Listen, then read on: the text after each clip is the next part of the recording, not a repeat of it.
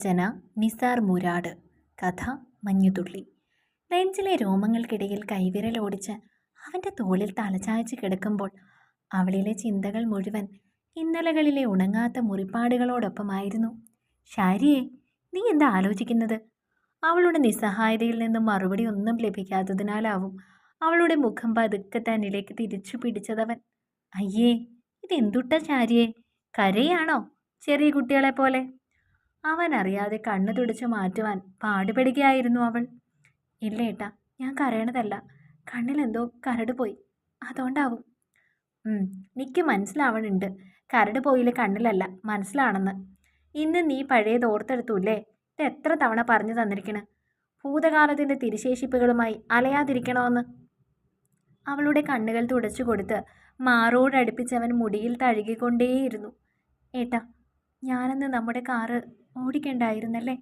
വെറുതെ ഒരു ആഗ്രഹം കൊണ്ട് എനിക്ക് എന്തൊക്കെയാണ് നഷ്ടമായത് അല്ലേ?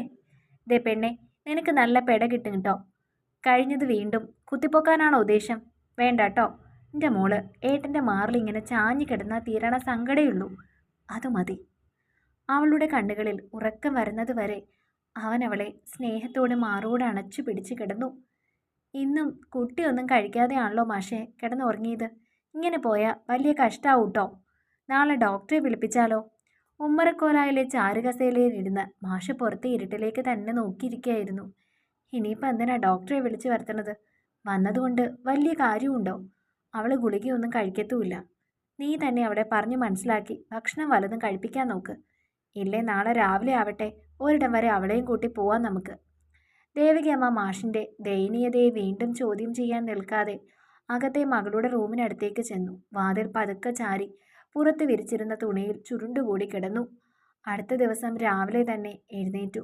ചായയും പലഹാരവും തയ്യാറാക്കുന്ന തിരക്കിനിടയിൽ ദേവകിയമ്മ മകളുടെ വാതിൽക്കലെത്തി പതുക്കെ തട്ടി വിളിച്ചു. ശാരികേ, നീ എഴുന്നേറ്റോ? വേഗം റെഡിയായ ചൂടുള്ള ദോശ കഴിക്കാമല്ലോ. ഏട്ടാ, ഒന്ന് എഴുന്നേറ്റേ, ദേ അമ്മ വിളിക്കുന്നുണ്ട്. ഇന്നലെ ഓരോന്നും പറഞ്ഞ് ഉറങ്ങിയതേ അറിഞ്ഞില്ല. ദേ പെണ്ണെ, ഞാൻ ഇത്തിരി കൂടി ഉറങ്ങട്ടെന്നേ. നീ എണീറ്റ് ഫ്രഷ് ആവ്. എന്നിട്ടേ അമ്മ ചൂടുള്ള ദോശ തരുന്നതും കഴിച്ചേച്ചും വാ. അപ്പോൾ ഏട്ടനും എണീക്കാം. ദേ ഏട്ടാ, ഇത്തിരി കുറുമ്പ് കൂടണുണ്ട് കേട്ടോ. കഴിക്കണേ നമുക്ക് ഒരുമിച്ച് കഴിക്കാം. ഇല്ല ഞാനും എണീക്കണില്ല. പട്ടിണി കിടന്നാലൊന്നും മരിക്കത്തില്ലെന്നേ.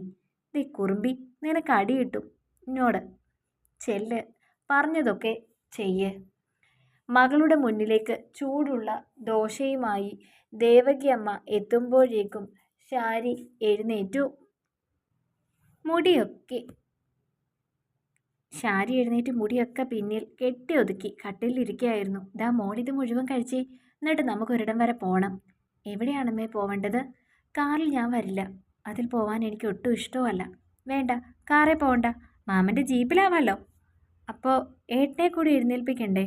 ദാ കാണുന്നില്ലേ അമ്മേ, ഈ മടിയച്ചാരെ വിളിച്ചതാ എണ്ണീക്കാൻ.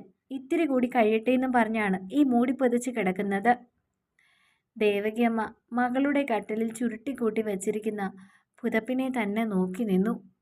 വേണ്ട മോളെ, ഏട്ടനെ കൂട്ടണ്ട, അവനിവിടെ കിടന്നുറങ്ങിക്കോട്ടെ. ഇപ്പോൾ മാമനും അമ്മയും മാഷും കൂടെ വരുമല്ലോ. അവളിലെ ഭാവമാറ്റം ദേവകിയമ്മ ശ്രദ്ധിച്ചു തുടങ്ങിയത് കൊണ്ടാവാം പെട്ടെന്ന് തന്നെ മാറ്റി പറഞ്ഞതും. അല്ലേ വേണ്ട, നീ അവനെയും വിളിച്ചെണ്ണീപ്പിച്ചോ. അവനും കൂടി ഉണ്ടാവുമ്പോൾ മോൾക്കൊരു ധൈര്യമല്ലേ. അങ്ങനെ വഴിക്ക് വാ അമ്മ. ഏട്ടനില്ലാതെ ഞാൻ വരുമെന്ന് അമ്മയ്ക്ക് തോന്നുന്നുണ്ടോ? മകളെ ചായയും പലഹാരവും കഴിപ്പിച്ച് കഴിയുമ്പോഴേക്കും മാമൻ ജീപ്പുമായി മുറ്റത്തെത്തിയിരുന്നു. ദേവികയെ, ദേ നിന്റെ ആങ്ങളെ എത്തിയിട്ടുണ്ട്. അവളെയും കൂട്ടി വേഗം പുറപ്പെടാൻ നോക്ക്. ഞാനും ഷർട്ടും മുണ്ടും മാറ്റി വരട്ടെ. മാഷിനോട് അതേന്ന് മറുപടി പറഞ്ഞ് മകളെ ഒരുക്കി കൊടുത്തു തുടങ്ങി. അമ്മ എന്തിനാ കരയണത്? ഒന്നുമില്ല മക്കളെ, അമ്മയ്ക്ക് സന്തോഷം സങ്കടവും എല്ലാം വരുമ്പോൾ ഇങ്ങനെ തന്നെയല്ലേ. അതിനിപ്പോൾ അമ്മയ്ക്ക് എന്താണ് സന്തോഷവും സങ്കടവും വന്നത്? കണ്ണു തുടച്ച് അവളെ നോക്കിയൊന്ന് പുഞ്ചിരിച്ചു. അമ്മയ്ക്കൊരു സങ്കടവും ഇല്ലെന്ന് പറഞ്ഞു. ദേവകിയമ്മ സാരി ഉടുത്ത് കഴിഞ്ഞ് വരുമ്പോഴേക്കും തലേണ കൈക്കോളിൽ അമർത്തിപ്പിടിച്ച് നിൽക്കുകയായിരുന്നു മകൾ. ഇതെന്തിനാ എടുത്തത്? മോളത് അവിടെ വെച്ചേ. അമ്മയ്ക്ക് അസൂയയാണ് ഞാൻ എൻ്റെ ഏട്ടനെ ഇങ്ങനെ സ്നേഹിക്കുന്നത് കണ്ട് അല്ലേ? ഏട്ടനെ ഞാൻ മരണം വരെ കൈവിടില്ല. മകളുടെ കാലിലെ ചങ്ങലയുടെ കെട്ടുകൾ അയച്ച് കൈ പിടിച്ച് വണ്ടിയുടെ അടുത്തേക്ക് നടക്കുമ്പോഴും കെട്ടിപ്പിടിച്ച തലേണയോട് കഥ പറയുന്ന തിരക്കിലായിരുന്നു. മരണമെന്നോ കവർന്നെടുത്ത ഏട്ടൻ്റെ ഓർമ്മകളുമായി ഒരു മഞ്ഞുതുള്ളി പോലെ ചാരിക. ഇത്തരത്തിലുള്ള മനോഹരമായ കഥകൾക്ക് വേണ്ടി ചാനൽ സബ്സ്ക്രൈബ് ചെയ്യാൻ മറക്കല്ലേ.